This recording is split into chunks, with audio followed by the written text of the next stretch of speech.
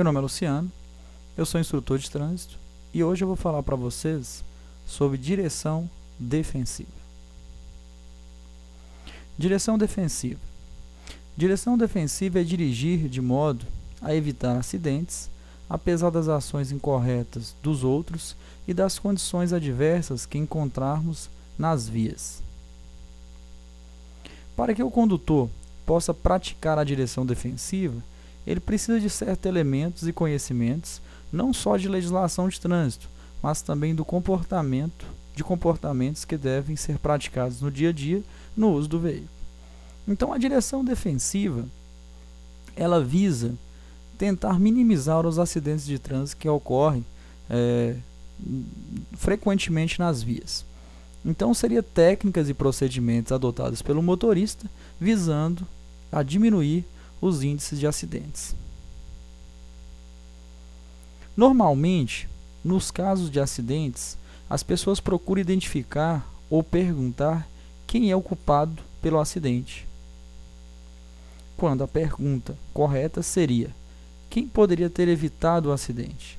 Então, nesse caso, nós vamos ter dois tipos de acidentes. Nós temos acidente evitável, que é aquele em que o condutor deixou de fazer tudo o que razoavelmente poderia ter sido feito para evitar o acidente, e o acidente inevitável é aquele em que, apesar do condutor fazer tudo para evitar o acidente, ele ocorre. Então, nós temos dois tipos de acidente: o evitável e o inevitável ou não evitável.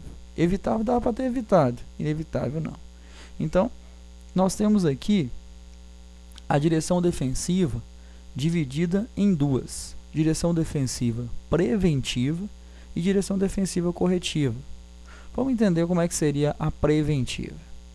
A direção defensiva preventiva seria: motorista procura prever possíveis situações de risco encontradas no trânsito, de maneira que fique sempre preparado para reagir de tais circunstâncias e evitando surpresa.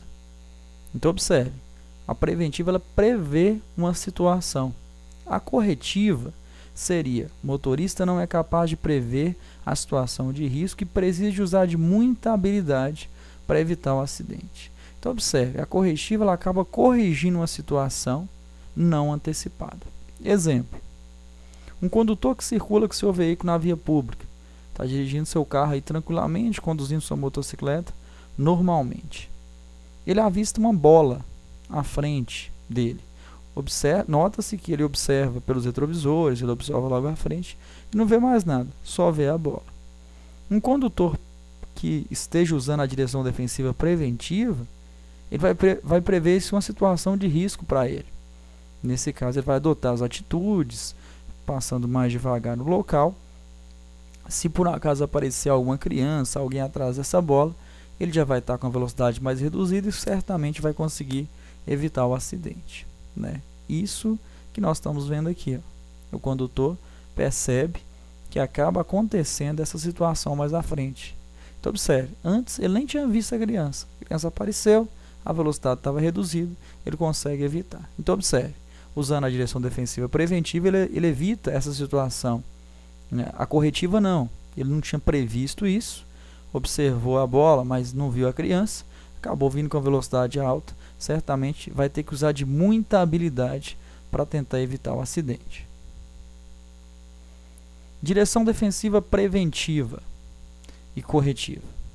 Preventiva é a que é recomendável, que a gente use. A corretiva, não recomendável. Então, nós temos os dois tipos, preventiva e corretiva.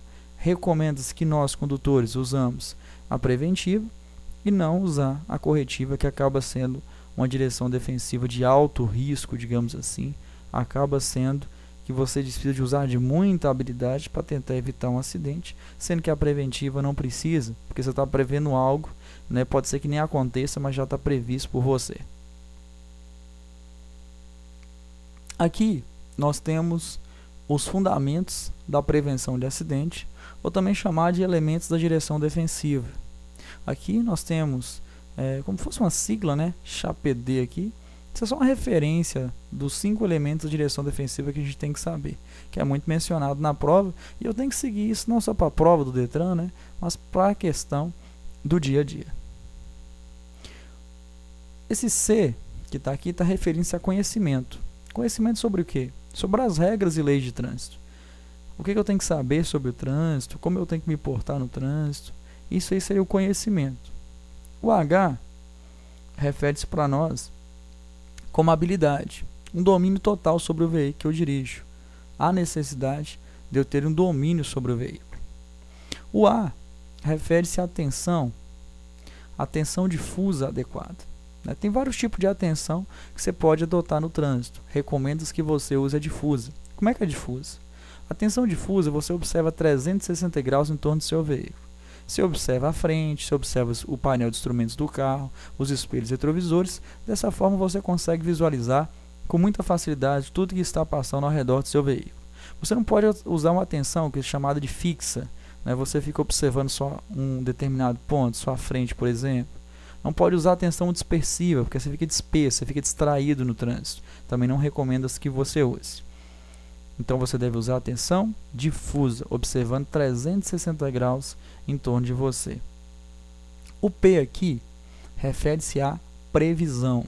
Antecipar essas situações, antes, com antecedência, analisar, prever todas as suas ações. E o D, a convicção a agir. Você deve decidir rápido e preciso as suas intenções. Então observe, você tem que usar todos esses elementos ou fundamentos da prevenção de acidentes para evitá-los, evitar que os acidentes aconteçam. Então você deve usar o conhecimento, a habilidade, a atenção, previsão e a decisão. Tudo isso aí em situações certamente rápido. Você tem que descobrir, perceber o mais rápido possível, usar todo esse conjunto de elementos da direção defensiva para que você evite aí muitos acidentes de trânsito. Ato e condição insegura. O ato inseguro está relacionado diretamente a você, e condição insegura não necessariamente estaria ligado diretamente a você. Os atos inseguros, a gente destaca 3. Então, os atos seguros é a maneira com que as pessoas se expõem consciente ou inconscientemente a riscos de acidente. Então, o ato inseguro está relacionado diretamente ao condutor. Destaca-se dos atos inseguros imperícia, imprudência e negligência. O que seria a imperícia? A imperícia seria a falta de habilidade, domínio sobre o veículo. O condutor não sabe dirigir, pouco conhecimento aí sobre o veículo e se aventura. Imperícia é um risco de acidente. Imagina a pessoa que não sabe usar corretamente os comandos do veículo, freio, acelerador, embreagem, certamente ele vai causar um risco de acidente no trânsito. A imprudência pode até ser que o condutor tenha habilidade, saiba guiar o veículo, mas o ato que ele pratica, aqui a gente está observando aqui, o condutor aí ocupando o mesmo espaço de uma faixa de trânsito com o motociclista, ele está expondo a riscos para ele e para outros condutores, a riscos desnecessários, uma imprudência do condutor. E a negligência a gente entende como desleixo, displicência, descaso. É um condutor desleixado, literalmente desleixado. Um condutor que não importa com o seu veículo, não dá manutenção adequada aos sistemas do veículo, oferece um risco. Exemplo, condutor que anda com os pneus carecas aí em época de chuva, sabendo do risco, mesmo assim ele expõe a ele a esse risco e acaba considerando um condutor negligente. Então esses atos inseguros certamente vão causar acidente. A imperícia, a imprudência e a negligência. Aqui nós temos alguns equipamentos de segurança para o veículo. Destaca-se primeiro aqui o cinto de segurança. O que o cinto de segurança serve? Eu acredito que todo mundo sabe que o cinto de segurança é um equipamento obrigatório. Todo mundo tem que usar. Tanto o condutor quanto passageiros. O cinto de segurança, limitar a movimentação dos ocupantes de um veículo em caso de acidente ou numa frenagem brusca. Então, basicamente, ele vai reter os ocupantes no interior do veículo em caso de acidente, Mesmo a questão das leis da física, nesse ponto, quando acontece um acidente e o nosso corpo é referente ao movimento, Que o veículo vai parar e a gente vai tendência a continuar em movimento, o cinto de segurança vai reter nós no interior do veículo. Nós temos aqui basicamente 3 tipos de cinto de segurança. Nós temos aqui o pélvico, que é o subabdominal, tem o torácico, que é o diagonal, e eu tenho o de 3 pontos. Esse último aqui ele oferece uma proteção um pouco maior, né, esse cinto de 3 pontos, em relação aos outros. Todos eles fazem a função que eles foram projetados. Esse de 3 pontos ele oferece uma proteção maior a nós. Seu veículo dispõe de equipamentos e sistemas importantes para evitar situações de perigo, como sistema de freio, sistema de suspensão, sistema de direção, sistema de iluminação, pneus e outros. O hábito da manutenção preventiva e periódica gera economia e evita situações de trânsito. É interessante que a gente revise nosso veículo, não só para a questão de custo, né? Porque acaba você tendo um custo menor quando você dá manutenção preventiva, né? Mas pela questão de segurança, literalmente. Se você não dá manutenção no seu veículo, se é meio negligente com seu veículo, certamente vai oferecer um risco para você. Seu veículo pode ficar imobilizado na via ou até mesmo causar um acidente. É interessante que você revise seu veículo constantemente, leia o manual do fabricante e dê a manutenção adequada em todos os sistemas que seu veículo necessitar. Outros equipamentos são destinados a diminuir os impactos causados em casos de acidentes, como airbag. O airbag ele é uma bolsa de ar que infla em acidentes de trânsito. Ele protege tórax e face. Nós temos aqui até passa a ser, né, desde 2014, a obrigatoriedade da utilização desse airbag, né? Então os veículos automóveis, caminhonetes, eles são obrigatórios a ter esse airbag, pelo menos para os ocupantes da frente, que é essa bolsa de ar que infla em impactos. Encosto de cabeça. O encosto de cabeça é essa parte superior do banco do veículo. Ele evita, né, um fenômeno chamado efeito chicote, que na verdade é uma colisão com o veículo de trás. Nosso pescoço, né, ele faz como se fosse um efeito chicote, né? Então vem a colisão com o veículo de trás, pode acontecer ter uma lesão do pescoço em nível cervical.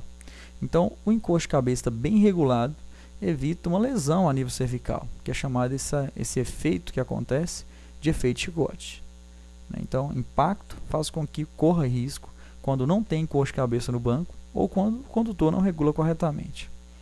Vamos ver aqui como é que seria essa regulagem desse encosto de cabeça. Aqui a gente está observando a maneira incorreta e a maneira correta de regular. Lembrando que esse fenômeno ele acontece com uma colisão com o veículo de trás. Você está dirigindo, seu veículo bate na traseira do seu veículo. Então aqui a gente tem a regulagem correta. Ele vai ter que estar na altura dos olhos, na altura das orelhas, igual a gente está vendo aqui, quase que no topo da cabeça, a parte superior dele. Aqui está incorreto, bem distante aqui da cabeça, aqui muito afastado. Aqui é a maneira correta e aqui é a maneira incorreta de ser utilizado esse encosto de cabeça. Então regula corretamente para evitar esse problema que pode acontecer em um acidente. Acidente a gente não espera que aconteça, né? Mas é interessante que a gente previna antes se acontecer uma situação dessa. Ergonomia. O que é ergonomia? Estudo científico das relações entre homem e máquina, visando uma segurança e eficiência ideais no modo com que um ou outro interage.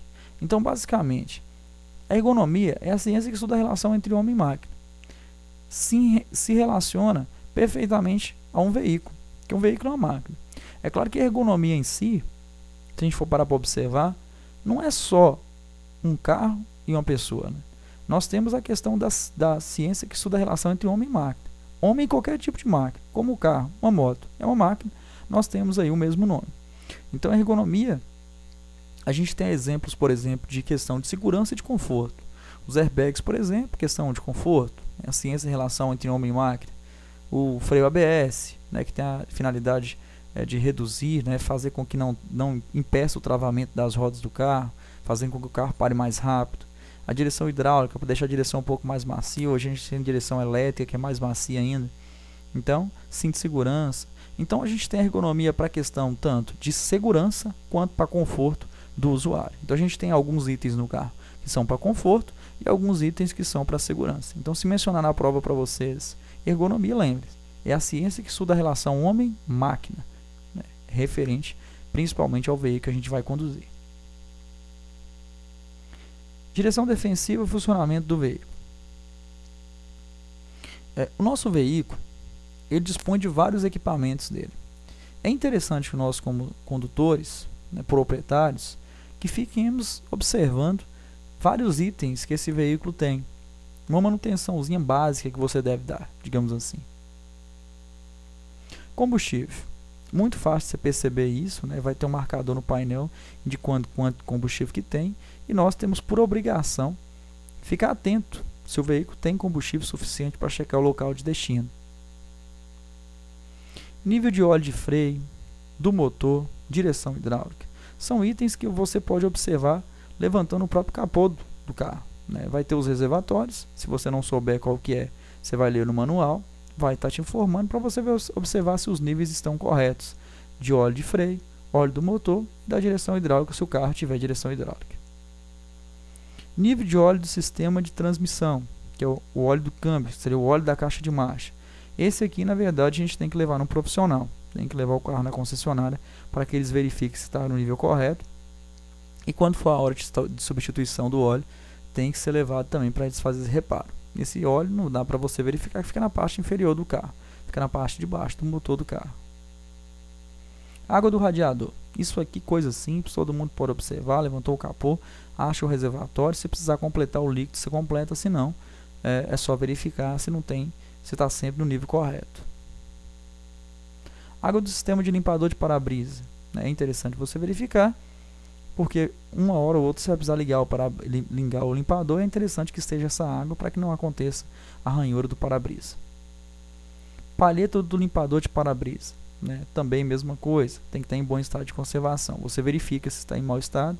Se não tiver, tem que ser reparado, porque pode correr o risco de danificar o para-brisa quando se acionar ela, se ela não estiver em bom estado de conservação. Desembaçador dianteiro e traseiro, se existirem. Se acontecer de ter o desembaçador dianteiro e traseiro, que a maioria dos carros hoje em dia tem, é interessante que você veja se está funcionando. Se não tiver, é interessante procurar um profissional para reparar. Vai te ajudar muito na época de chuva, o desembaçador dianteiro e traseiro está funcionando corretamente. Funcionamento dos faróis. Verificação, né, todos os dias, é interessante você observar, né, para que quando houver a necessidade, sempre à noite, né, sempre nas vias que exige que o farol esteja aceso, é interessante que esteja funcionando corretamente. Toda a comunicação luminosa no geral. Lanterna dianteira e traseira, luz indicador de direção, luz de freio, luz de ré. Toda a comunicação luminosa do veículo é a obrigação de quem está conduzindo o veículo verificar se está tudo funcionando corretamente. Eles vão certamente evitar risco de acidente, né, porque você vai sinalizar corretamente, todo mundo vai perceber sua intenção, você vai evitar acidentes. E até mesmo gera infração, gera pontuação, você vai ter transtornos também se você estiver andando com essas luzes queimadas. Direção defensiva, pneus. Os pneus têm funções importantes: impulsionar, frear e manter a dirigibilidade do veículo. Essas são as funções importantes do pneu. O pneu geralmente o pessoal deixa muito de lado, não observa, quando vai olhar o pneu já totalmente liso, careca, e certamente já não oferece a segurança que ele ofereceria antes. Então você tem que observar calibragem, desgaste, deformação da carcaça, que é a própria estrutura do pneu, e dimensões irregulares. Então você tem que calibrar corretamente, observando o manual do fabricante. Desgaste, a gente tem a limitação, né, que chama TWI, que seria um desgaste máximo que o pneu pode ficar, né, que basicamente é aquela parte que tem contato com o asfalto, que chama banda de rodagem. Ela vai desgastando, e quando ela chegar lá numa borrachinha que está no fundo do pneu, que chama de TWI, é a hora da gente substituir. Aquela borrachinha tem exatamente 1,6 milímetros, é o máximo que a gente tem que andar no carro com aquele desgaste, não pode desgastar mais do que aquilo.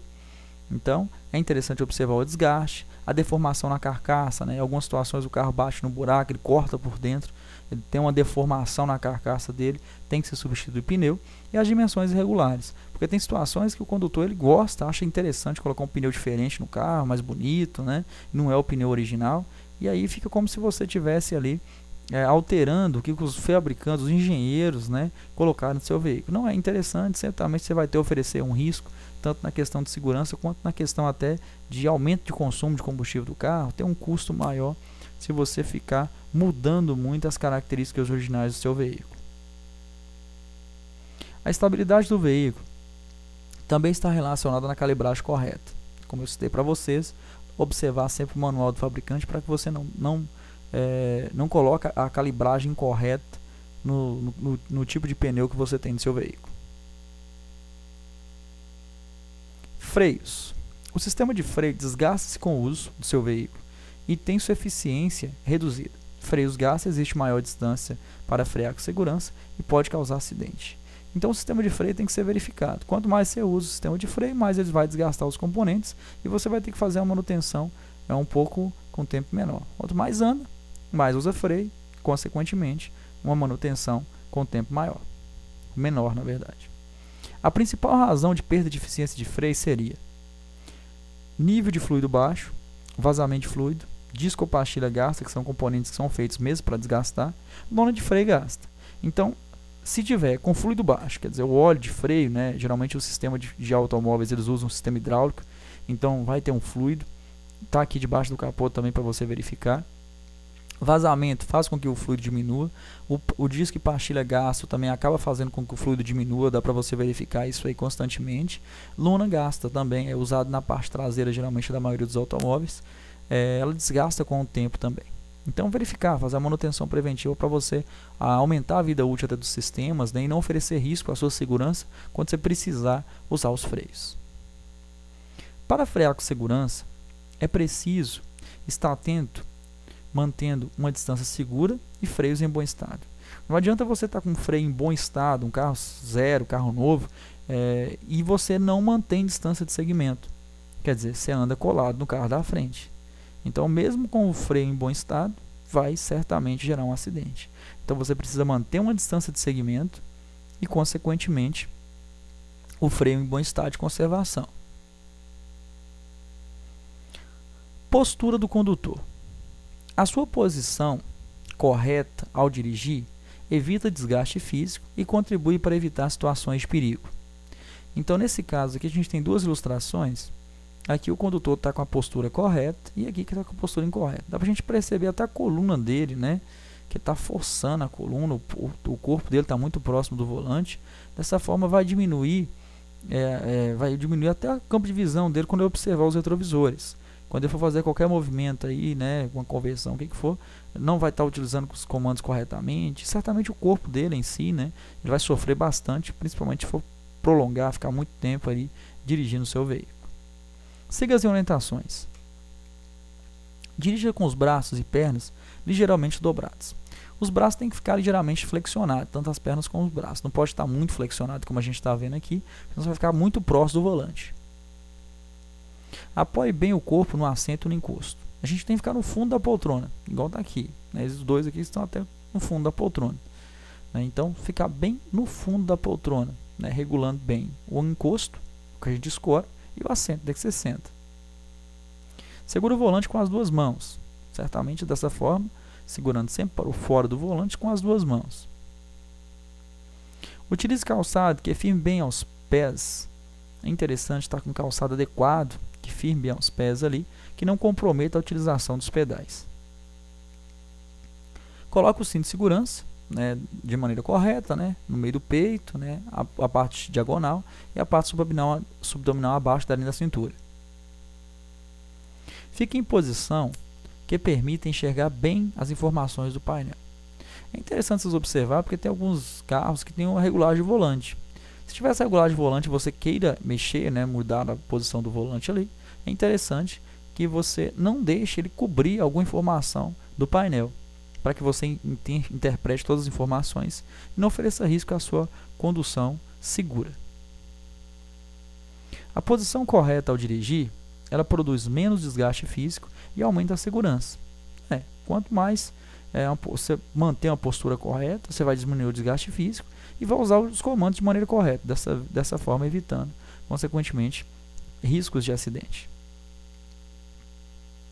Quanto mais você enxerga o que está à sua volta, enquanto dirige, maior a possibilidade de evitar situações de perigo. Então, nesse caso, nós vamos analisar aqui agora, nesse tópico, como usar corretamente os espelhos retrovisores, como regular corretamente os espelhos retrovisores. O retrovisor interno, a gente vai regular ele, aquele lá de dentro do carro, né? A gente vai regular ele da maneira que você consiga observar o máximo do vidro traseiro do carro. Aí você vai ter uma visão maior dessa forma. Os retrovisores externos, lado direito e lado esquerdo, eles são regulados praticamente iguais. Você vai regular da maneira que você veja parte da carroceria, parte da lanterna traseira do carro, e o resto você vai regular mais por exterior do carro. Então, dessa forma, você vai aumentar o campo de visão. Então, regulou aqui, viu parte da carroceria, e da outra forma você aumenta o campo de visão. O da direita é a mesma coisa. Parte da lanterna traseira lá atrás, e o resto você regula para o exterior do carro. Dessa forma, você vai estar aumentando o campo de visão lateral. Dessa forma, aumentando a chance de você não ser surpreendido por algum veículo. Não coloque bagagens ou objetos que impeçam a visão através do retrovisor interno. É muito comum, a pessoa vai viajar, ela enche o porta-mala de bagagem lá, não cabe, ele coloca lá, atrapalhando a visão do espelho retrovisor interno. Então, nesse caso, seria a mesma coisa de você não ter o retrovisor interno. Oferece risco, não é recomendado que você faça isso. Interessante estar tendo sempre livre a visão desse retrovisor interno aqui. Automatismo. O que é automatismo? Mania, vício, executado pelo condutor de forma inconsciente, involuntária. Então, são gestos ou ações efetuadas pelo condutor de forma não consciente, né? Inconsciente, de forma involuntária. Você faz quase que sem perceber. A gente tem automatismo correto e automatismo incorreto. O que é automatismo correto? É uma maneira correta de você fazer algo automático, digamos assim. E o incorreto é errado. Exemplos. Engrenar as marchas no tempo certo. Nós temos aí o câmbio de marcha e tem os locais para você colocar a primeira, segunda, terceira, quarta, quinta, ré. E você engrenar ela corretamente, né, passar marcha no tempo certo, reduzir no tempo certo, são automatismos corretos. Posicionar o corpo corretamente no banco, né, já saber como é que faz a regulagem, vai ser passado, claro, na prática. Então, quando você se habilitar, você vai aprender como é que regula corretamente o banco, como é que passa a marcha, e, consequentemente, você fazendo isso várias e várias vezes, vai ficar automático. Posicionamento das mãos ao volante. Só tem duas formas de segurar o volante corretamente. Sempre com as duas mãos por fora do volante. A gente tem que acompanhar como se fosse um ponteiro de relógio, né? Como se fosse os ponteiros de um relógio, marcando as horas 9h15 ou 10h10. Então você pode segurar o volante no meio, igual está aqui, ou mais em cima um pouquinho. Seria mais ou menos aqui, 9h15 ou 10h10. Ou no meio do volante ou mais em cima um pouquinho. São as únicas formas corretas de segurar o volante. Aprendeu dessa forma, várias e várias vezes fazendo isso até terminar seu curso prático, ou até depois que se habilitar, usando corretamente, fica automático. Automatismo incorreto. Exemplos. Deixar de sinalizar suas intenções. De tanto você fazer isso de tanto você fazer as conversões sem sinalizar, por exemplo, isso fica automático.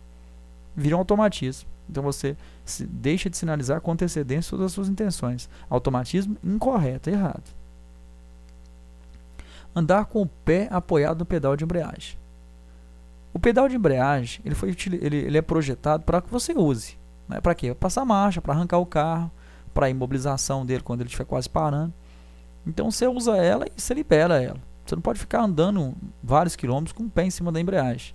Nesse caso você vai estar desgastando os componentes e oferecendo um risco, porque talvez quando você quer parar, por exemplo, você está com o pé em cima do pedal de embreagem, você acaba acionando a embreagem primeiro, ou ao mesmo tempo que o freio, o carro leva mais tempo para parar.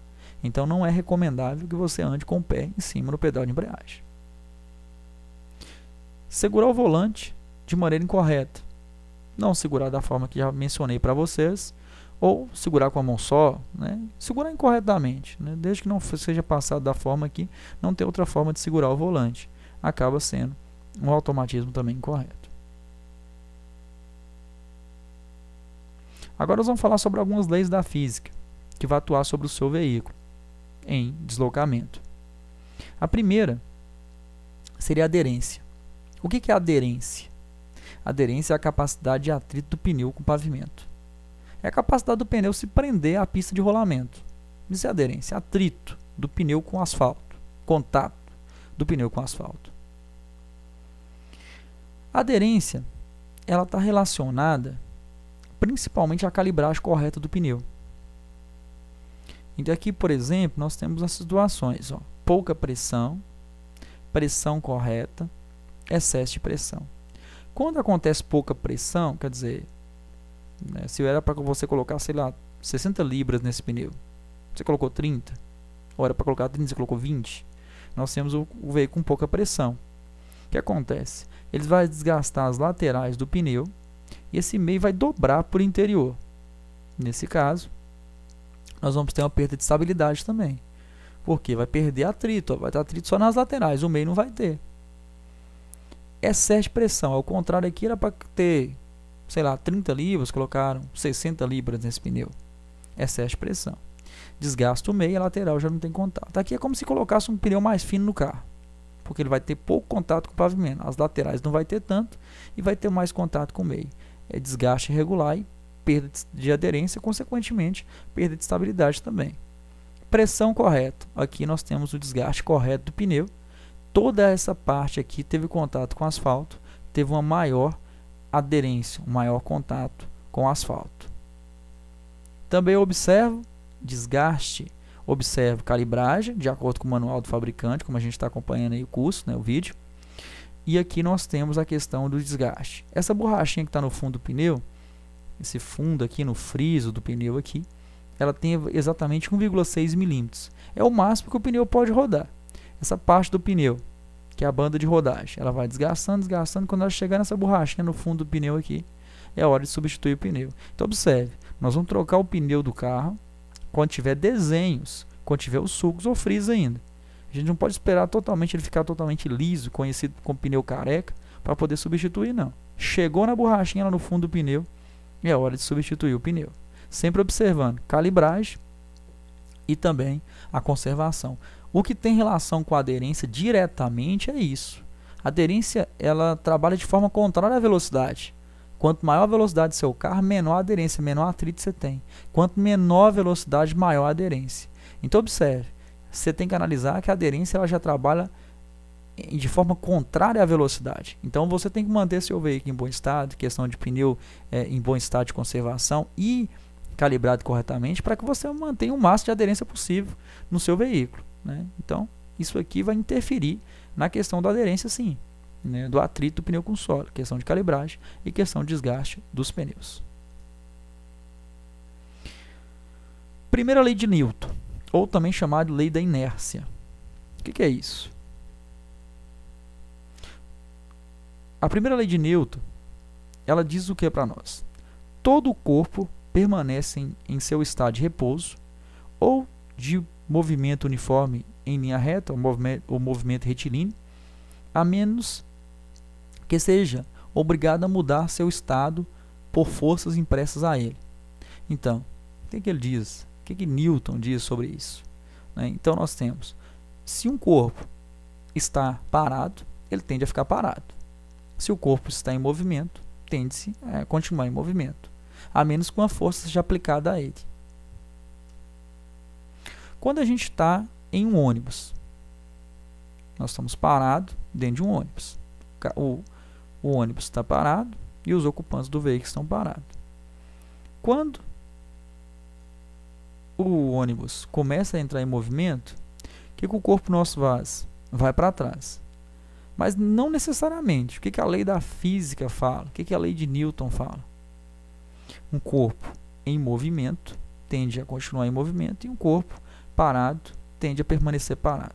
Nosso corpo estava parado. Quando o ônibus começou em movimento, quando ele começou a entrar em movimento, nosso corpo tendeu a ficar parado. Só que teve uma força aplicada a ele, né? Obrigado a mudar seu estado por uma força impressa a ele. A força foi essa. Nosso corpo tendeu a ficar parado, só que o veículo entrou em movimento. Então, nós continuamos, o ônibus foi e nosso corpo foi para trás. Quando né, a gente consegue se equilibrar no ônibus ali, consegue ficar parado, agora o nosso corpo também tem movimento, né? Observe, né? Seu corpo tendeu, o ônibus foi, a gente ficou, né? Quase que a gente cai. Nesse caso, você conseguiu se adequar ali, conseguiu segurar no ônibus, agora seu corpo está em movimento, perfeito. Aí se você solta lá, seu corpo está em movimento, o ônibus também tem movimento. O ônibus, por um motivo, freia bruscamente, por exemplo. O que acontece? O nosso corpo estava em movimento, o ônibus parou, freou, né? Deu uma freada brusca. Nosso corpo continuou em movimento, né? Continuou ao movimento. A gente vê aqui o exemplo da bicicleta, do cavalo, por exemplo, né? O corpo estava em movimento, o ônibus parou, nós tendemos a continuar em movimento novamente. Aqui nós vamos entender um pouco mais sobre os fenômenos que podem acontecer no nosso veículo. Força centrípeta. O que é força centrípeta? É a força resultante que puxa o corpo para o centro da trajetória em um movimento curvilíneo e circular. Então a força centrípeta, ela tende a puxar o veículo para o interior da curva. Então, quando o condutor entra em uma curva, ele tende a entrar para o interior da curva. A força centrífuga é a que o atira fora da trajetória circular. A força centrífuga dá percebida quando você está entrando em uma curva com velocidade um pouco mais alta. Então, exemplo, quando tu entra em uma velocidade mais alta, o corpo dele tende a ser arremessado para fora, né? Dá para você perceber isso quando eu estou fazendo a curva para a direita. Nosso corpo vai para a esquerda. Isso é força centrífuga, está atuando sobre o corpo dos ocupantes do veículo. Transferência de massa. O que é transferência de massa? Consiste na sobrecarga de peso no eixo traseiro ou dianteiro em razão de aceleração ou desaceleração, frenagem. A transferência de massa seria assim: quando o condutor freia o seu veículo, o peso que está no eixo traseiro vai para o dianteiro. E quando ele acelera, o peso que está no eixo dianteiro vai para o traseiro. Dá para perceber isso aí quando a gente observa até a inércia, né, que a gente viu sobre o ônibus. Está na motocicleta, quando tu acelera, seu corpo vai para trás. Seu corpo estava parado, a motocicleta começa a entrar em movimento, você tende a ficar parado, você acaba indo para trás. Quando freia, ao contrário, você estava em movimento, a motocicleta para, a gente tende a continuar em movimento. Aí a gente vai para frente. Então, essa transferência de massa, que é essa troca de peso, está mostrando aí, basicamente, também a inércia sendo aplicada. Chama transferência de massa. Lembra aí, é só a troca de peso. Quando freia, o peso vai para frente. Quando acelera, o peso vai para trás. Isso aqui são alguns comportamentos que podem atuar sobre o veículo. Nós temos aqui o comportamento subestessante e o comportamento sobreestessante. Quando o condutor entra em uma curva em uma velocidade alta, o que acontece? Acontece o subestessamento. O condutor entra na curva com velocidade alta, tende-se a desgarrar a parte dianteira do veículo. Por que a dianteira? Lembra da transferência de massa? Acelera, o peso vai para trás. As rodas dianteiras tendem a ficar mais leves, desgarra do pavimento. E aí o carro tende a sair de frente em uma curva, igual ele está saindo aqui. O comportamento sobreestessante é diferente. É quando tem a frenagem, a desaceleração. Quando você, exemplo, está com velocidade alta e pisa no freio numa curva, acontece a transferência de carga, o peso que está atrás vai para frente, a parte traseira do carro fica mais leve, ele desgarra do pavimento e tende a entrar para o interior da curva. Então, o comportamento subestessante é o desgarramento das rodas dianteiras. O sobreestessante é o desgarramento das rodas traseiras. Aqui tem relação da aceleração e aqui tem a relação da frenagem. Para ficar fácil, isso aqui vai ser mais ou menos como um macete. Quando o condutor acelera, o peso vai para trás.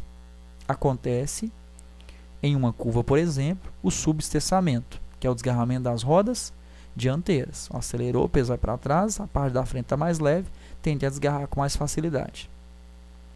Atua sobre ele a força centrífuga, que tende a lançar o veículo para fora da curva. Então acelerou, peso para trás, desgarra a frente e o carro sai fora da curva. Ao contrário, nós temos quando a gente freia. Quando freia a transferência de carga, transfere o peso da roda traseira para a dianteira, acontece o desgarramento da roda traseira, que dá o nome de sobreesteçamento, o veículo vai tender a entrar por interior da curva. Força centrípeta, que tende a lançar o veículo para o interior da curva. Então, voltem o vídeo 1 ou 2 vezes aí para vocês entenderem isso aí. Cai muito em prova perguntando sobre isso. Frenagem de emergência. A frenagem de emergência seria a redução imediata da velocidade do veículo no menor espaço possível. A frenagem de emergência, eu não vou usar ela frequentemente. Eu vou usar ela numa situação de emergência. Estou dirigindo, acontece uma situação de eu ter que parar meu veículo muito rápido, eu vou usar a frenagem de emergência. Retire o pé do acelerador. Retirar o pé do acelerador colocando sobre o freio. Então você vai tirar o pé do acelerador e pisar no freio. Manter o veículo em linha reta. Freie fortemente. A força sobre o sistema de freio não deve ser superior do atrito do pneu com o pavimento. Por quê?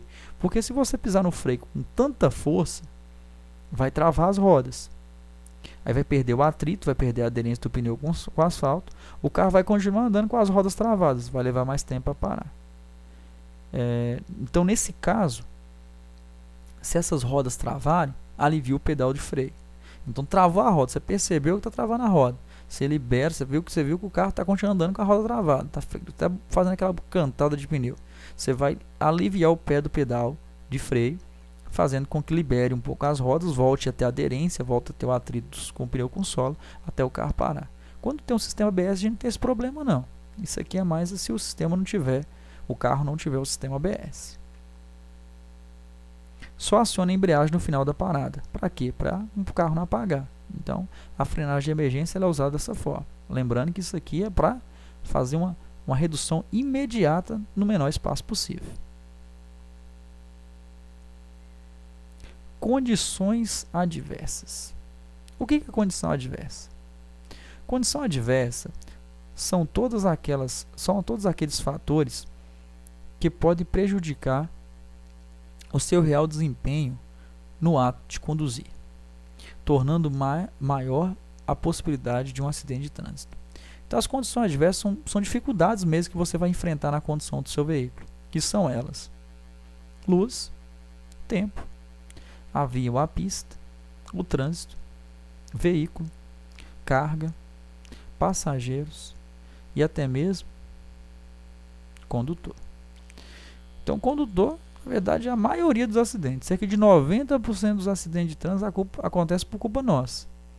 Vários tipos de condutores aí que nós vamos se deparar, ou podemos até ser um deles, dependendo de cada personalidade de cada um de nós aí. Então, essas são as condições adversas. Nós vamos ver cada uma delas aí de tópico a tópico. A primeira vai ser a condição adversa da luz. Condição adversa da luz. A falta ou excesso de iluminação podem aumentar os riscos no trânsito. Ver e ser visto é uma regra básica para a direção segura. Então, condição adversa da luz, ela provém de excesso ou falta de iluminação. Quando tem muita luz, dá o nome de ofuscamento. Ofuscamento é uma cegueira momentânea, em razão do excesso de luz nos olhos. Pode ter por luz natural ou por luz artificial. Quando é por luz natural, recomendo que a gente use óculos escuros, óculos de sol ali, para evitar esse excesso de luz nos olhos. Quando acontece da luz alta, exemplo, o farol alto do carro, tem essa linha branca que está à direita da via, recomendo-se que você olhe para ela. Você não olha diretamente por faixa de luz, olha para essa linha branca e espera que esse carro passe com o farol alto novamente. Depois que ele passou, não tem problema nenhum você olhar para frente novamente. Essa linha ela vai te dar uma referência da pista para que você não saia da pista de rolamento. A gente tem também a falta, excesso, ofuscamento. Lembra dos nomes, são muito comuns de ser cobrado na prova esses nomes. Ofuscamento, cegueira momentânea em razão da luz natural ou artificial. A penumbra é a ausência de luz. Falta de luz gera um risco de acidente para você. Se não tem luz, noite, por exemplo, escuro, a luz você vai ficar dependendo diretamente da luz emitida para o seu veículo. Por isso que tem que estar a parte elétrica toda em bom estado, para que não ofereça um risco para você.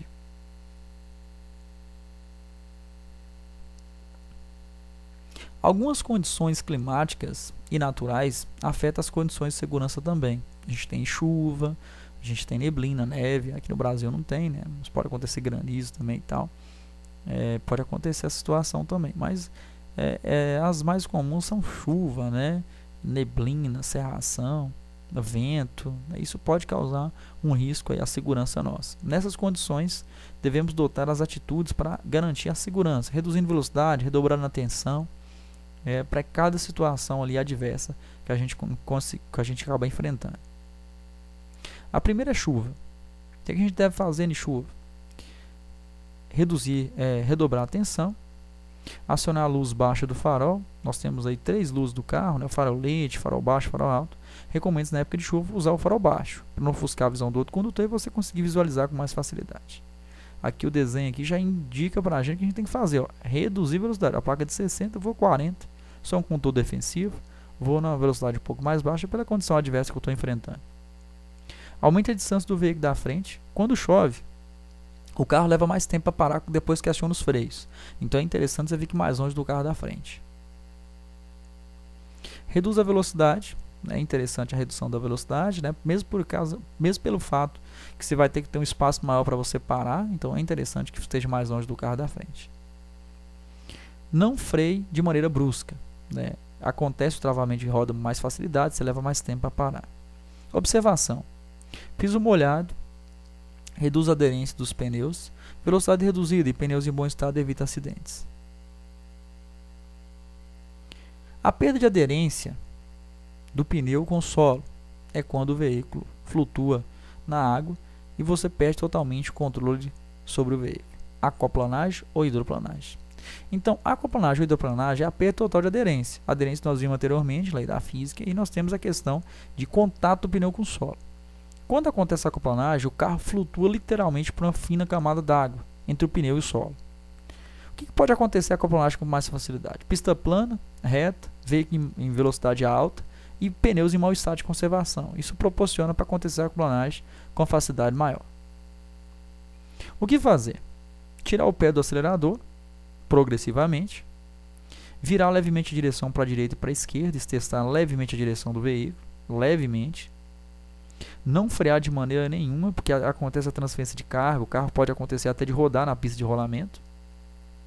Não virar bruscamente a direção do veículo, né? Se virar bruscamente também a gente pode perder o equilíbrio do veículo, ele perde perder o equilíbrio e consequentemente também gerar um acidente. Então o que você pode fazer é tirar o pé do acelerador devagar, virar devagarzinho para a direção para a direita e para a esquerda, não frear e não movimentar a direção até que o veículo tenha contato dos pneus com o solo novamente e volte até a aderência. Isso, consequentemente, você vai voltar a ter estabilidade. Então lembra, quando ele está aquaplanando ou hidroplanando, que é a mesma coisa, são sinônimos essas palavras, ele está literalmente flutuando sobre a água, não tem contato com asfalto algum, ele está flutuando sobre a água. E esses são os procedimentos a ser adotados em caso de aquaplanagem. Área de alagamento. Como passar por um alagamento? Engrene a primeira marcha e passa acelerando em torno de 2.500 RPM, que é rotação por minuto.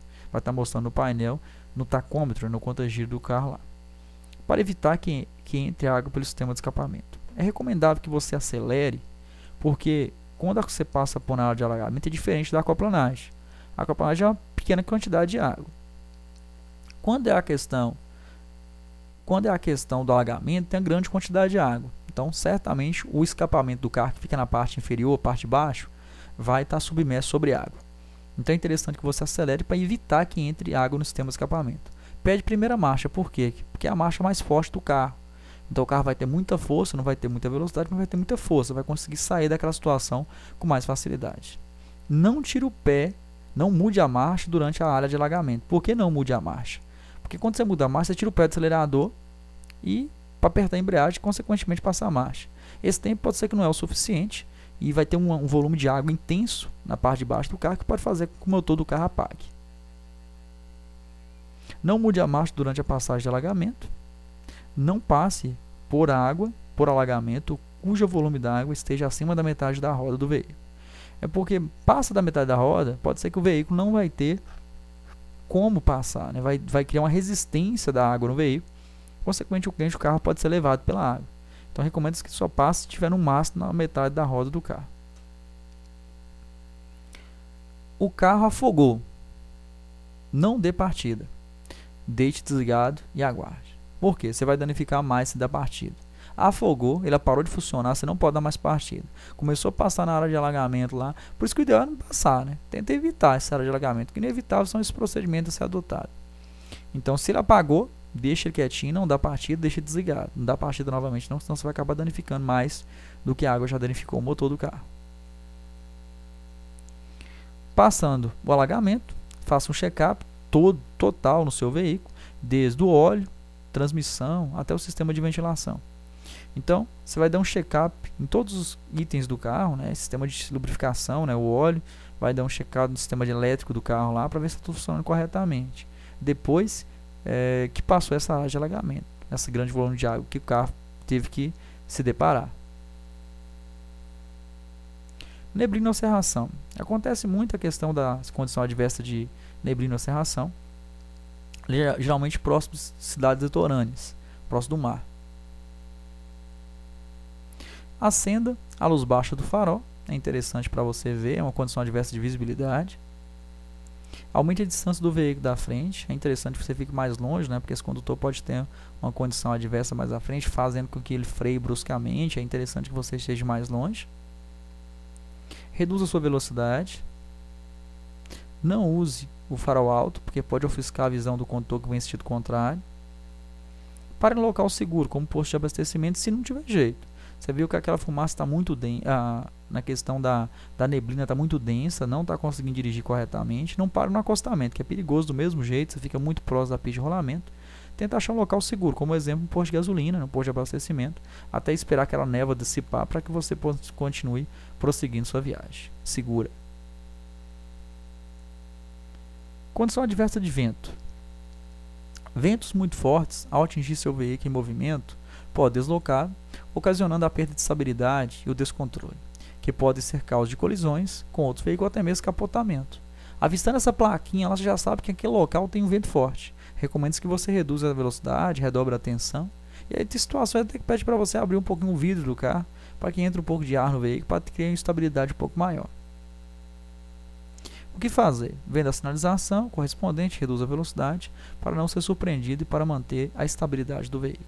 Então toda condição adversa, vocês perceberam já, fala tudo lá, ó, reduzir velocidade e redobrar a tensão. Essa e mais alguns itens lá de cada condição adversa. Sempre a redução de velocidade é interessante, porque a aderência trabalha de forma contrária à velocidade. Quanto maior velocidade, menor aderência. Quanto menor velocidade, maior aderência, maior estabilidade ao veículo. Aqui nós temos a condição adversa da fumaça, onde a fumaça há fogo. Aquele ditado popular dá certinho para cá. Então, quando tem a fumaça está muito densa, o ideal é que você não passe. Agora tem situação que é inevitável. Evite passar quando a fumaça estiver muito densa. Caso seja inevitável, acenda os faróis do carro, é interessante. Fechar os vidros também, né, porque senão você não consegue respirar dentro do carro. Não pare dentro da nuvem de fumaça, que pode gerar um acidente. Talvez um condutor que vem atrás pode ser que não perceba a sua intenção ainda, e certamente gerar um acidente. Não freie bruscamente, de maneira nenhuma frear bruscamente seu veículo.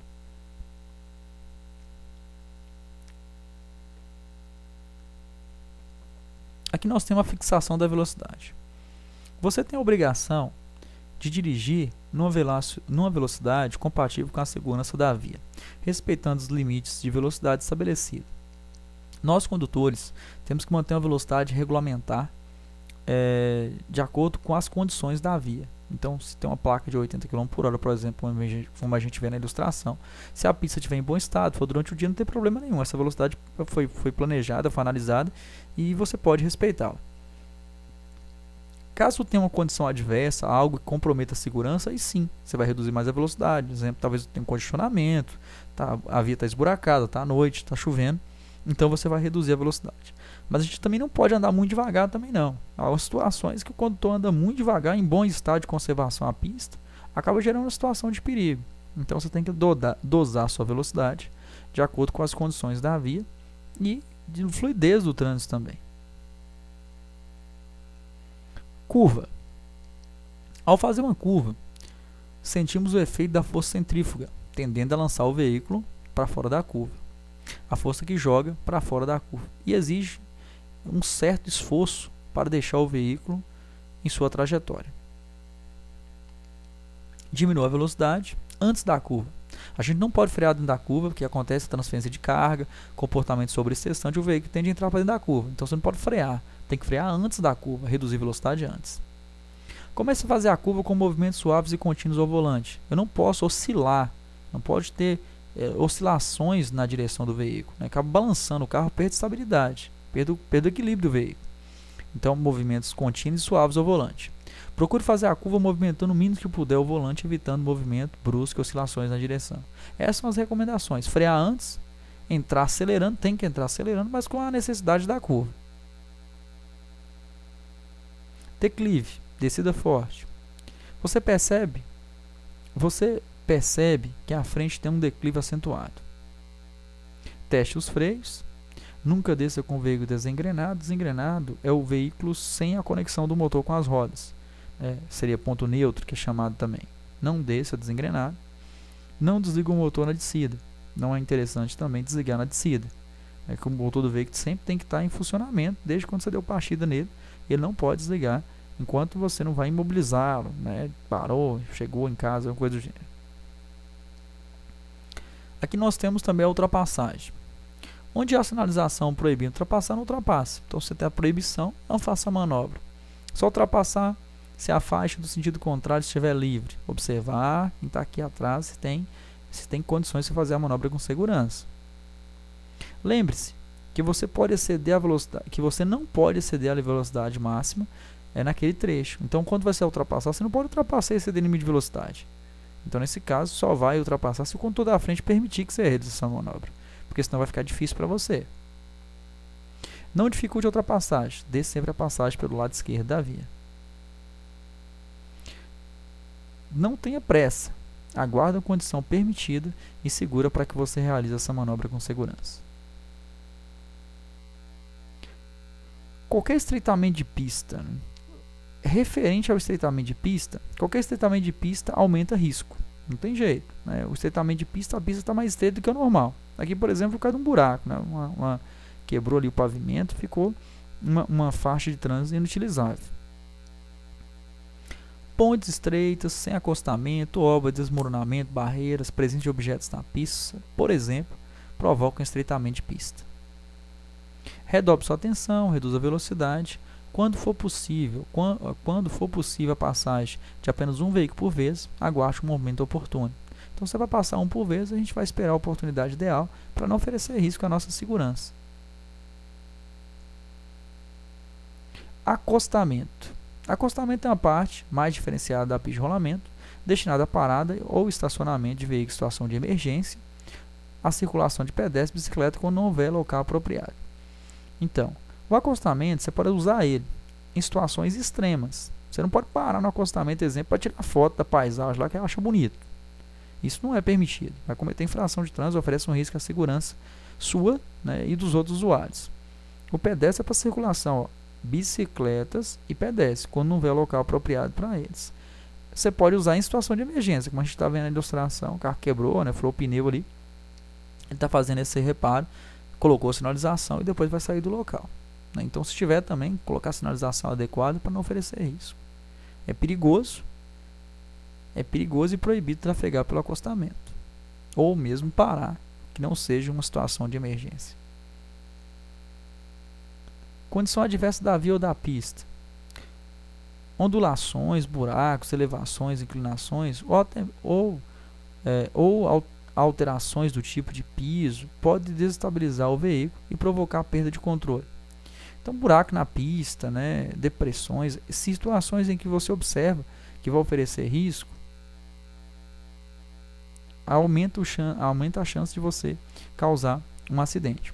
O atrito do pneu com o solo é reduzido pela presença de água, óleo ou barro. Então, essas situações, recomenda-se que você reduza a velocidade, redobre sua atenção e passe mais devagar nesses trechos, mesmo por causa da situação em si que a via vai mostrar para você. Então, reduzir a velocidade, redobrar a atenção, tomar os devidos cuidados aí, nessas situações da pista, da via ou da pista em mau estado. Árvores ou vegetação. Árvores e vegetações nos canteiros centrais das avenidas ou nas calçadas pode esconder placa de sinalização. Você está dirigindo seu veículo, você observa lá a placa, né, a vegetação cobrindo a sinalização, e já pode gerar um acidente para você. Por quê? Você não vê. Tem uma placa proibida de virar à direita, você acaba virando à direita. Geralmente vai causar um risco de acidente para você.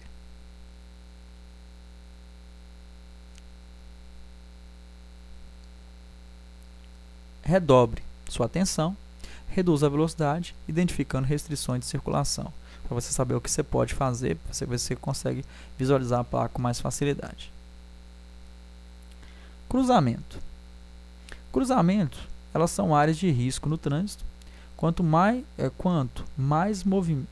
movimentado, mais conflito haverá entre veículos, pedestres, ciclistas, aumentando o risco de colisões e atropelamentos. Então, quanto mais movimentado, geralmente hora de pico, né, muitos veículos, pedestres circulando ali, oferece um risco à segurança nossa, né? Fica mais difícil a gente circular no cruzamento ali.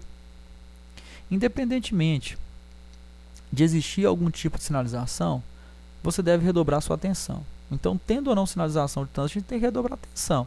Certamente você já ouviu falar de acidente acontecendo em local sinalizado. É muito comum de acontecer. Sempre tem um condutor ou outro respeitando as normas de trânsito lá, e a gente tem que estar sempre usando a direção defensiva para evitar a colisão. Reduza a velocidade. Respeite a sinalização de trânsito e as regras de preferência também, né? As regras já estão no vídeo aula que está no YouTube também, né? No meu canal, referente à questão de norma de circulação em conduta. Não vou falar para elas sobre agora não. Vocês acessem o vídeo que vai estar mostrando lá sobre regras de preferência de passagem, norma de circulação em conduta. Trânsito. Congestionamento, aglomeração de pedestres, intensidade de veículo pesado. Isso tudo gera situação de perigo para você no trânsito. Congestionamento, muitos pedestres, intensidade de veículo pesado. Tudo isso gera risco. Reduz a velocidade, redobra a tensão. Se for veículo de maior porte, aumente um pouco a distância de segmento. Veículo. Cuidar do seu veículo é um fator importante, muito importante, a ser considerado para não ocorrer acidentes. Então você tem por obrigação, nós vimos ali na aula aí, referente aos sistemas, né, para que você verifique e mande no profissional para reparar. Então se você tem um veículo, você tem que manter em bom estado de conservação, para não oferecer risco para você. Nós temos aí pneu gasto, limpador de para-brisa com defeito, freio desregulado, falta da buzina, sistema de suspensão com problema, lâmpada queimada, espelho retrovisor deficiente, defeito nos equipamentos obrigatórios, cinto de segurança defeituoso. Tudo isso oferece risco. Todos esses itens e mais um pouco, de mais alguns, vocês têm que verificar, né, para não oferecer risco à segurança suas aí. É por obrigação sua manter seu veículo em bom estado de conservação e uso. Condição adversa da carga. Carga mal distribuída, mal embalada ou acondicionada inadequadamente, falha na imobilização, amarração dos volumes dentro do compartimento de carga, desconhecimento do tipo de carga a ser transportada. Então você tem que observar, né, quando for transportar carga em algum veículo, né, amarrar corretamente, fazer o procedimento adequado, porque senão oferece um risco à sua segurança e dos demais usuários. Essa carga ali, por exemplo, dessa ilustração está quase caindo ali, ó, oferecendo um risco à segurança dos condutores dos veículos. Condição adversa de passageiro. O condutor é responsável pela segurança dos ocupantes do veículo, portanto, mantenha a ordem. Quando você coloca algum passageiro no seu veículo, ou você transporta, você tem por obrigação zelar pela segurança dele. Então, se você está dirigindo o carro, você é responsabilizado até no acidente de trânsito. Então, nesse caso, exija, né, manter uma ordem lá no veículo. Mesmo se você não é o proprietário, mas está conduzindo, você é o responsável. Então, exija a ordem lá no veículo para todo mundo respeitar e não te confundir, não te atrapalhar na condução do seu veículo.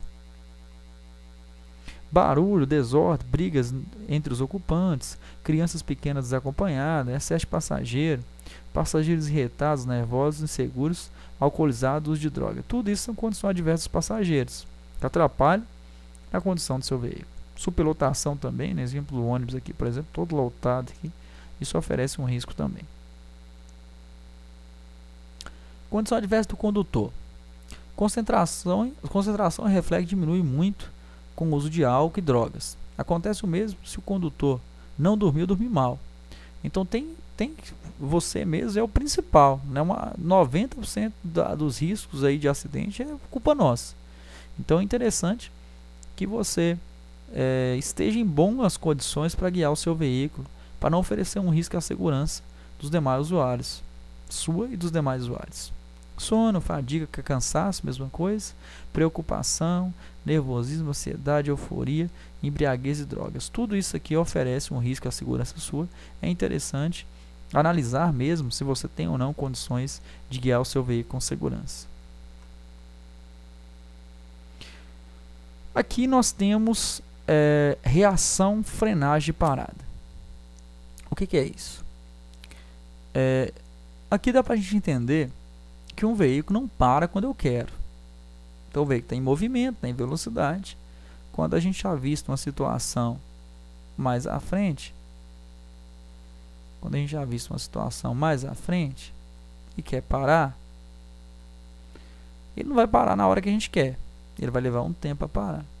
Quando o condutor vê a situação de perigo e leva o pé ao freio, como a gente está vendo aqui, ó, o condutor leva o pé ao freio, dá o nome de distância de reação. O tempo médio de reação de um condutor é em média 3/4 de segundo. Então observe, você não vai levar nem um segundo para pôr o pé em cima do freio. Esses metros que o carro vai percorrer, dependendo da velocidade dele, vai dar o nome de distância de reação. A partir do acionamento do freio, pisou no freio, o carro não para, ele continua andando.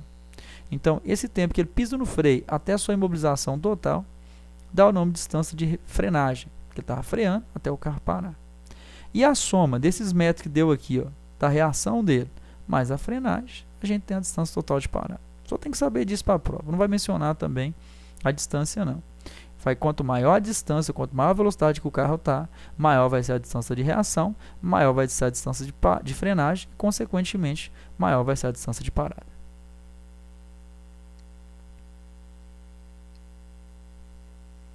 Como prevenir os acidentes?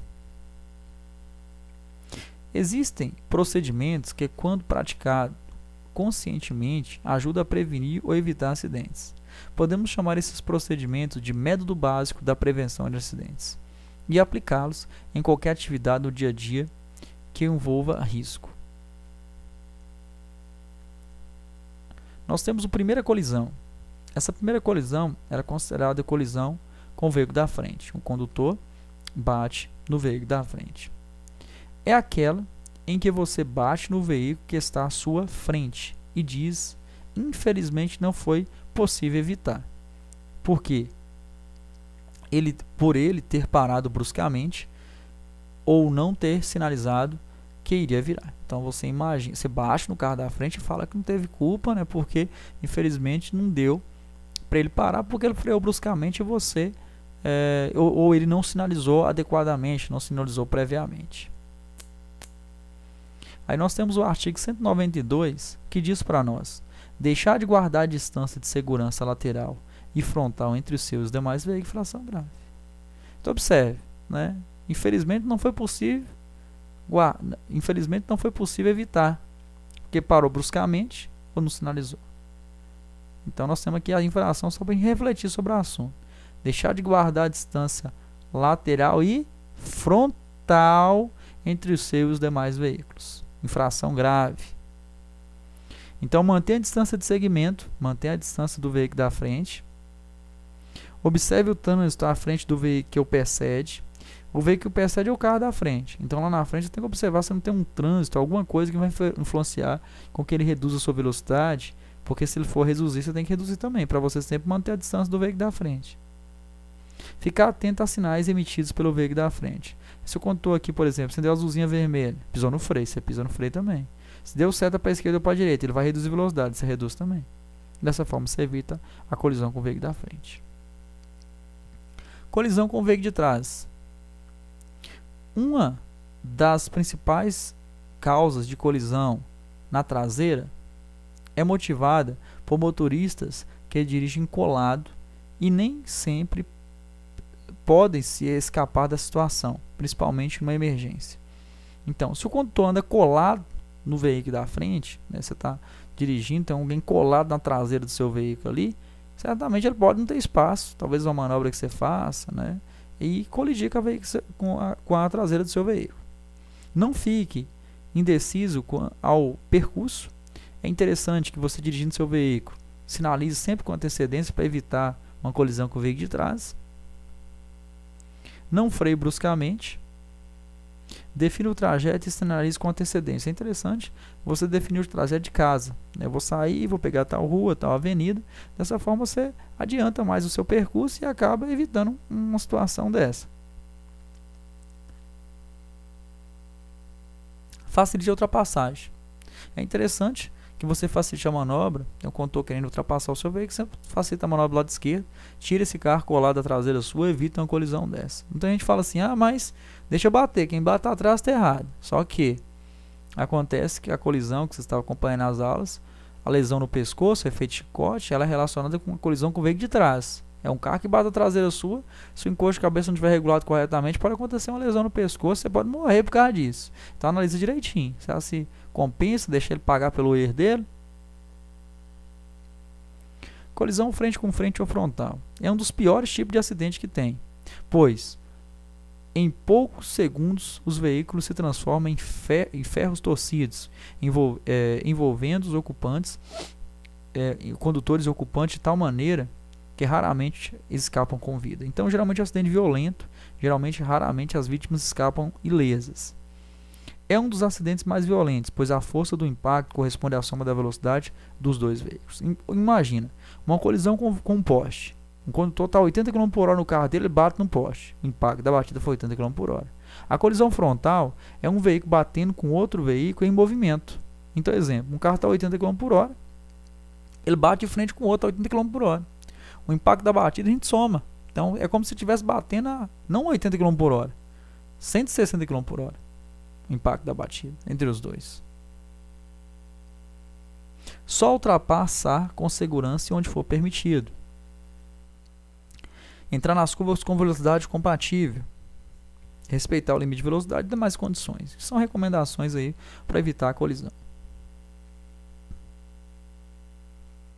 Colisão nos cruzamentos. Esses acidentes ocorrem nas manobras de virar à direita ou à esquerda, não observando o semáforo ou a preferência de passagem do local, assim como a travessia de pedestre. Então, essa colisão geralmente é falta de atenção do condutor.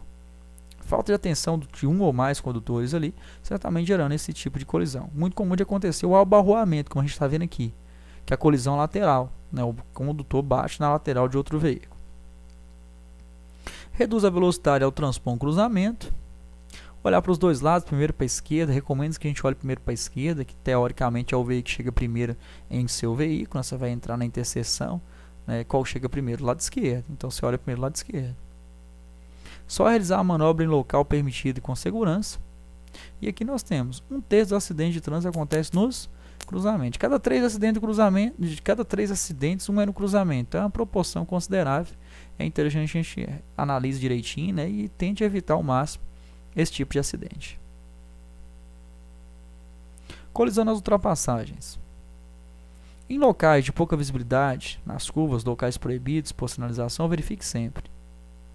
Observar as condições de segurança, só ultrapassar em local permitido, manter a distância lateral de segurança, o tempo suficiente para realizar a ultrapassagem com segurança. Analisa todos os critérios para depois realizar uma manobra de ultrapassagem. Não certamente vai oferecer um risco a você e os demais condutores. Colisão misteriosa. 3 tópicos aí que a gente tem que decorar. Esse último até que não. Acidente grave, não são todas, né? Mas esses dois de cima sim. Envolve apenas um veículo, causas desconhecidas. Geralmente acidente grave. Esse tipo de colisão é uma colisão estranha mesmo, né? Geralmente ela tem umas proporções estranhas. E basicamente seria isso. Tem que envolver um veículo só. Causas desconhecidas, nem a perícia geralmente descobre uma real causa. Ela tem hipótese, mas ela não chega na real causa dessa colisão. Então, causas desconhecidas e geralmente acidente grave, porque se a vítima morreu ou foi levada em estado de urgência para o hospital, ela vai ser considerada um acidente grave, né? Então, a maioria deles geralmente é grave.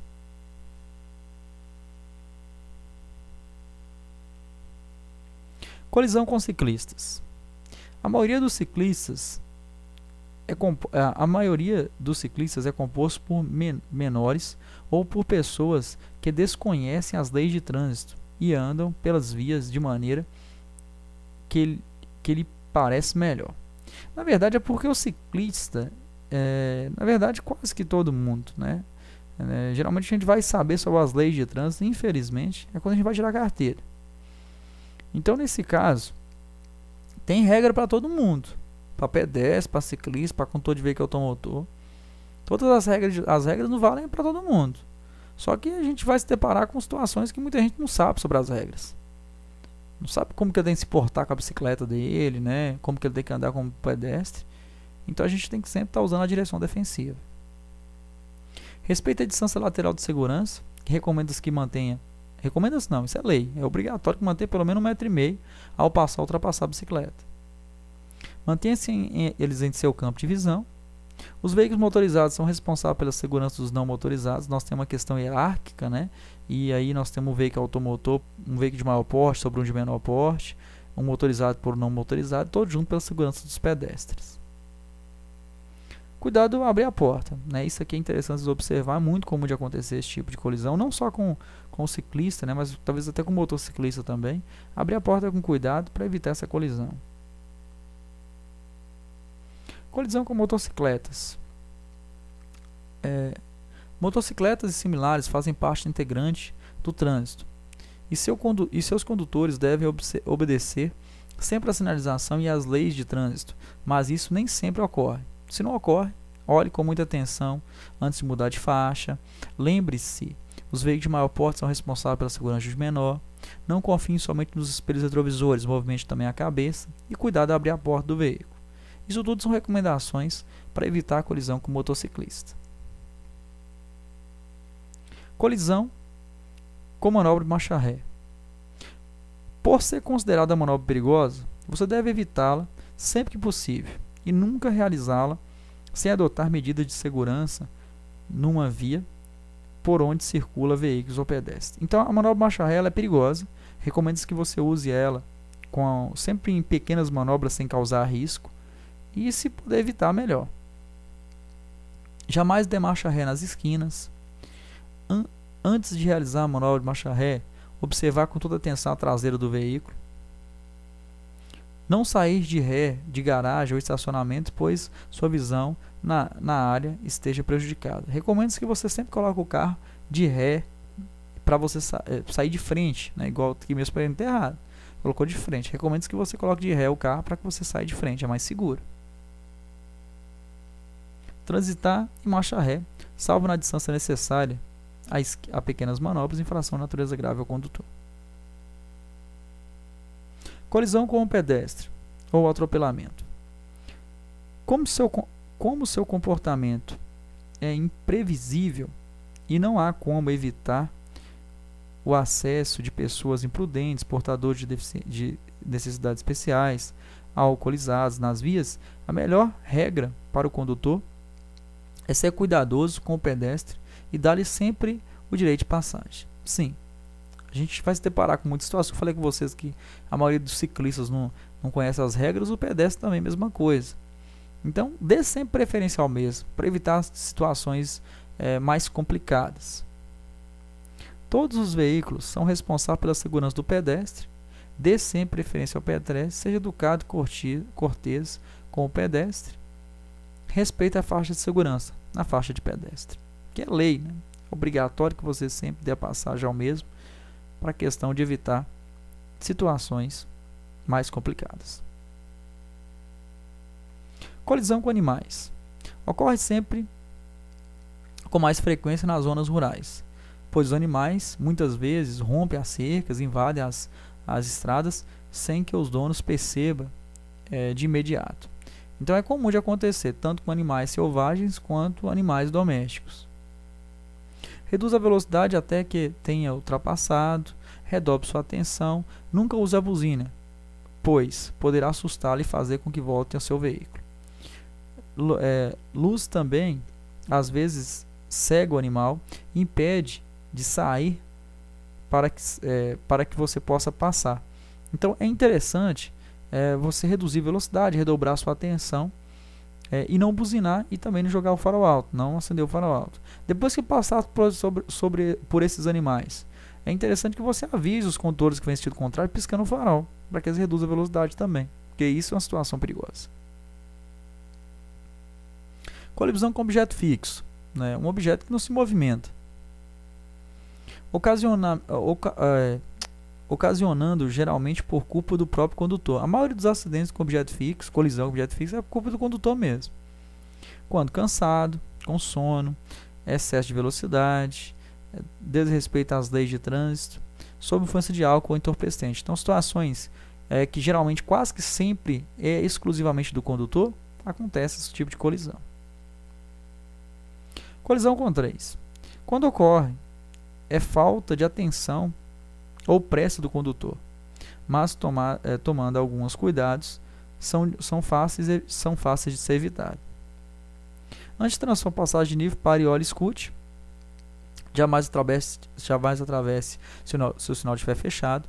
Não mude a marcha durante a transposição. Não mude a marcha porque não correu o risco de deixar o carro apagar, talvez por falta de habilidade do condutor ainda. Então, nesse caso, recomenda que você não mude a marcha à transposição da ferrovia. Aqui nós temos alguns acidentes, né? Isso aqui, colisão frente com frente, colisão lateral, colisão com objeto fixo, colisão lateral novamente, colisão até com animais aqui, ó. Colisão com um animalzinho aqui.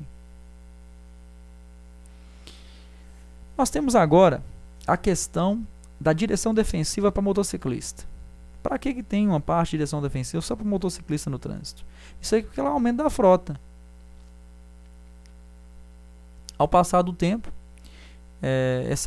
a motocicleta, né, passou a ser pegou gosto mesmo na população, né, passamos a gostar muito desse veículo, né. Tem alguns, por exemplo, de baixa cilindrada, a gente tem um custo bem baixo, manutenção, até para comprar o veículo ele fica mais barato. Então tem aí pelo gosto do veículo em si, ou então pela questão até de comodidade, né, com economia, digamos assim. Só que com o aumento da frota começa a ter uns acidentes de trânsito. Então nós temos aí aumento do veículo, aumento dos índices de acidente. Por isso que tem uma parte que fala só sobre direção defensiva para motociclista, né? Quais são as recomendações, as técnicas que eu devo usar para evitar as colisões. Eu tenho que saber aqui sobre o retrovisor de motocicleta. O retrovisor de motocicleta é convexo. O que é convexo? É um retrovisor que ele tem uma certa curvatura. Ele é interessante porque ele aumenta o campo de visão, só que ele tem seus contras. Os dois de motocicleta são convexos. Geralmente o carro, o lado esquerdo é plano e o lado direito é convexo. Com a convexidade, tem-se a ilusão que o objeto refletido a ele está na distância maior do que a real. Vamos ver aqui. Ó. Esse aqui é o plano e esse aqui é o convexo. Observa o campo de visão como é que é maior em comparação a esse. Só que se você for perceber, a imagem está menor. Observa o tamanho desse carro aqui para esse. Esse carro está pequenininho. Por quê? Como é que o convexo funciona? Ele diminui a imagem aumentando o campo de visão. Então observe. Esse aqui está dando a distância real. Esse aqui está dando a distância incorreta. Então esse que é o defeito. Com a convexidade, a ilusão que o objeto está refletido a ele está na distância maior do que a real. Então quando você olha por espelho plano, você vê a distância real. Quando você olha por convexo, você dá a distância incorreta. E o da motocicleta são os dois convexos. Do carro, geralmente. Lado esquerdo aqui plano, lado direito lá vai ser esse aqui, o convexo. É bom e ruim. Aumenta o campo de visão, mas dá uma enganada pra gente aí. Segurança. Comprou uma motocicleta e agora é só sair por aí, não é? Não é bem assim. Além da habilidade para guiar o veículo, é preciso observar o detalhe mais importante, a segurança. É o mais comum. Se eu compro a motocicleta lá, já quer conduzir o veículo sem nenhum mínimo de segurança possível. O uso dos equipamentos é imprescindível para garantir a integridade física do condutor no caso de uma queda ou colisão. Então, usem os equipamentos. A gente tem aí um equipamento obrigatório só, por lei, que é o equipamento, que é o capacete. Tem uma resolução para esse capacete do CONTRAN. O resto, bota, luva, calça, isso é interessante que você use, recomenda que você use, mas não seria diretamente obrigatório. Transporte passageiro. Como é que eu devo transportar passageiro em motocicleta? O passageiro em motocicleta deverá ser transportado utilizando capacete de segurança. Aqui a gente está vendo o capacete de segurança para o passageiro. Utilizando vestuário de proteção. O que você estiver usando é interessante que ele use também. Em carro lateral acoplado ao veículo é uma forma de você conduzir também, que chama sidecar, seria um carro acoplado à motocicleta. Em assento suplementar atrás do condutor. Se tiver o carrinho lateral, vai usar essa forma aqui, ó, assento suplementar atrás do condutor, como já está sendo transportado, né, aqui nessa ilustração. Não transportar menor de 7 anos ou pessoas que não tenham condições de cuidar de sua própria segurança. Perfeito. Você pode transportar uma criança com 7 anos na motocicleta? Pode. Por enquanto, por lei, ainda não tem nada de mudança recente. Por enquanto, 7 anos na motocicleta pode, menor de 7 que não pode. Postura. A motocicleta, ela requer uma postura também, igual o carro. Essa postura a conduzir o veículo vai diminuir o desgaste físico e vai aumentar a questão da segurança, porque você vai usar os comandos de maneira correta. Então, braço ligeiramente flexionado, coluna ereta, os joelhos presos ao tanque, né, as pernas presas ao tanque, os pés em cima das pedaleiras, no meio da pedaleira, não deixar o pé abaixo. Então, pulso flexionado. Então, essa é uma postura que você deve conduzir a motocicleta, né? Então, essa postura aumenta a segurança e diminui o desgaste físico. Curva. Motocicleta, a gente está vendo a ilustração aqui, quanto maior a velocidade que a motocicleta está, mais inclinada tem que ser ela. Ou menor o raio da curva mais fechada. Então, para que você tenha uma conduta correta, reduz a velocidade sempre, antes da curva. Comece a fazer a curva um pouco mais aberta também, né? A gente abre um pouco mais para ter um ângulo correto no final da curva. Reduz a velocidade antes para que você não incline exageradamente a motocicleta, porque exageradamente certamente você vai perder a estabilidade dela. Aqui a gente tem 3 principais técnicas à realização de curva com a motocicleta. Aqui seria a motocicleta em alta velocidade, a inclinação do motociclista é o mesmo da motocicleta. Pista com baixa aderência, não tem muita aderência na pista, exemplo, pista molhada. A inclinação da moto é menor do que o do motociclista, ele inclina mais que a moto. E aqui desviando de obstáculo, ou fazer curva em baixa velocidade. A motocicleta inclina mais do que o próprio piloto. Isso aí são técnicas para compensar as leis da física, para que você realize corretamente. Obstáculo. Passando por um obstáculo. Como é que a gente faz? Sendo inevitável, faça. Erga-se um pouco da motocicleta e não freie, né, em cima do obstáculo, porque certamente o estrago vai ser maior, o dano vai ser maior aí. Então nós temos que erguer-se um pouquinho da motocicleta, os braços e pernas vão servir como molas quando bater no impacto. São técnicas aí utilizadas para que você passe em um obstáculo. Frenagem. Saber frear é um dado básico para a segurança. Erros no momento de frenagem são causas de muitos acidentes com motocicletas no mundo inteiro. Então, na verdade, como é que eu freio? A gente tem que frear os 2 freios da motocicleta, freio dianteiro e freio traseiro. Eu não posso frear bruscamente esses freios, porque a roda trava e você perde a aderência da motocicleta. Aqui nós temos, utilizando aqui, ó, só o freio traseiro, aqui utilizando o freio traseiro e a embreagem ao mesmo, no final, usou o freio traseiro e embreagem no final, e aqui usou o freio dianteiro e o freio traseiro e embreagem no final. No final aqui é porque a embreagem também ela tem um detalhe. Quando você aciona a embreagem, você corta a rotação do motor para as rodas. Então a moto leva mais tempo a parar. Então quando você não aciona a embreagem e usa os freios, você está usando o freio motor da motocicleta. Então é como se você estivesse usando 3 freios. O freio dianteiro, o freio traseiro e o freio motor. Faz com que ela pare mais rápido. Cruzamento. Sempre é um perigo potencial, reduzir velocidade, olhar primeiro para a esquerda. Todo cruzamento, sendo ou não sinalizado, é interessante que você reduza a velocidade, para evitar a colisão. Lembrando que se você estiver conduzindo a motocicleta, você vai ser mais prejudicado numa colisão, por exemplo. Ao cruzar a pista, olhe primeiro para a esquerda. Pilotando à noite. É interessante que você analise que toda a parte elétrica do seu veículo esteja funcionando corretamente, a viseira em bom estado de conservação. Se acontecer um ofuscamento, olhar para aquela linha de bordo que está à direita da via. Nesse caso, são recomendações para que você guie a motocicleta. Lembrando, reduzir um pouco mais a velocidade também por essa condição adversa. Transitar em corredor. Não recomenda-se que você ande, não há infração específica para a questão do cruzamento aqui no Brasil, né? Não tem uma infração dirigindo entre o corredor, né? Transitar entre corredores. Mas tem infração que deixar de manter distância lateral entre o seu e os demais veículos é a infração.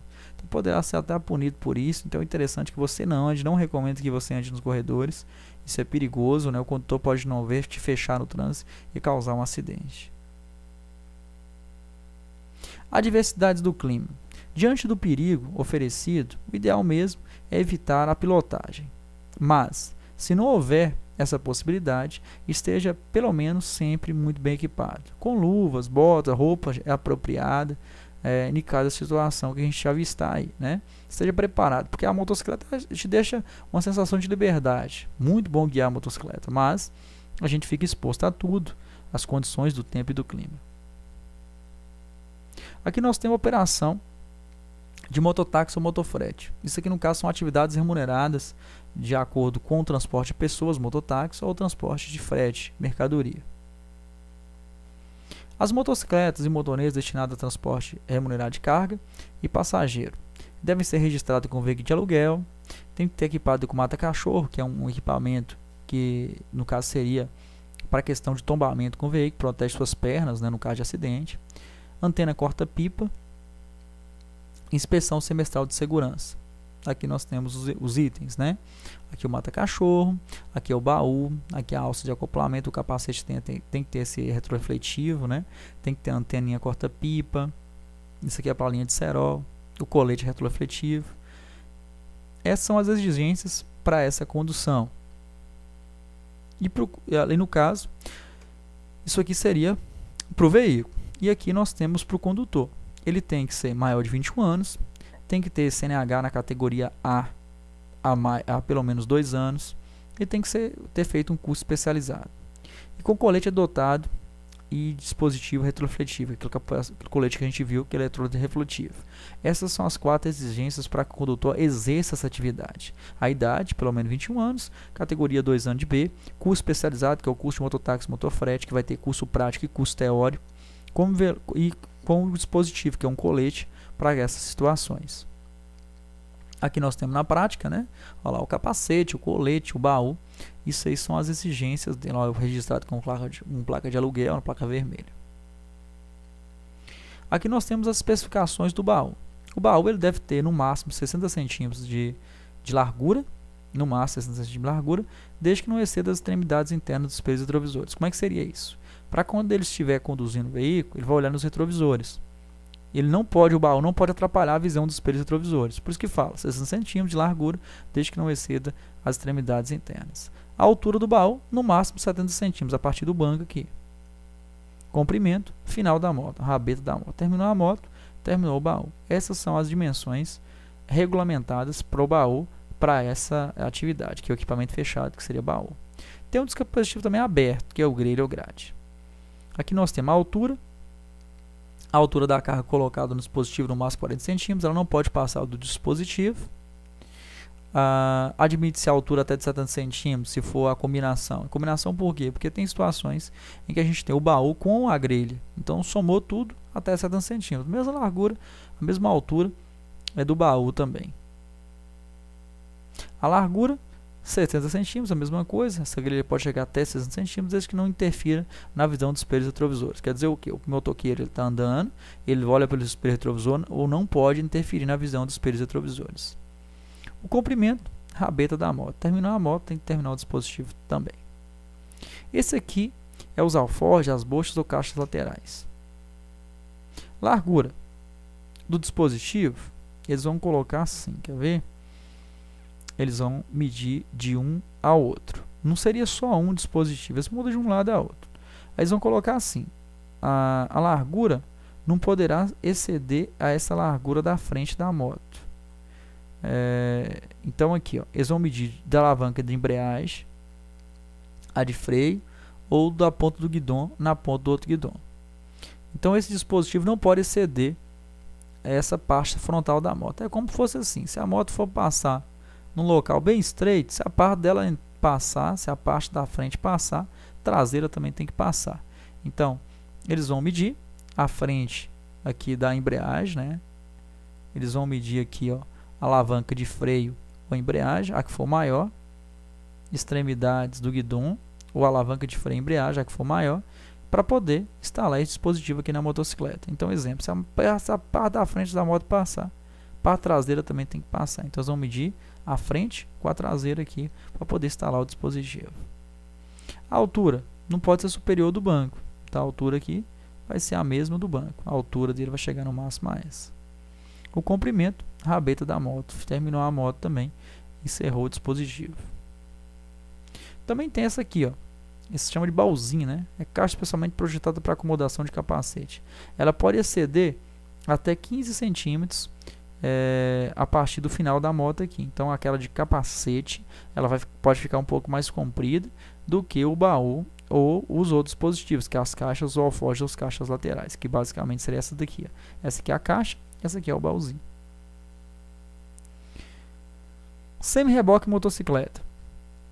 De acordo com a resolução 273, motocicleta ou motoneta pode tracionar semi-reboque se ela tiver mais de 120 cilindradas. Mais de 120, 121 a 122, mais de 120 cilindradas poderá tracionar o semi-reboque. Dimensões máximas do dispositivo. A largura dele seria 1,15, a altura 90 cm e o comprimento 2,15 com a alça de acoplamento. Então a largura dele aqui, ó, no máximo 2,15, a altura 90 cm e o comprimento seria aí até 2,15, contando com a alça de acoplamento. Essas são as dimensões aí fixadas para o semi-reboque. Equipamentos obrigatórios: para-choque traseiro, lanterna de posição traseira na cor vermelha, protetor de roda traseira, que são esses paralamas aqui, freio de serviço é porque se você frear a motocicleta ele vai frear também, lanterna de freio na cor vermelha, iluminação de placa, lanternas indicadoras de direção, que é a seta na cor âmbar ou vermelho, pneus que ofereçam condições de segurança, que tem que ter pelo menos 1,6 mm de profundidade, dos sulcos, do desenho, elemento refletivo aplicado na lateral e traseira. Também é obrigatório os adesivos que brilham quando incide luz a eles. Esses são a lista de equipamentos obrigatórios para o semi-reboque na motocicleta. Sidecar. O sidecar, ou também chamado de sidecar,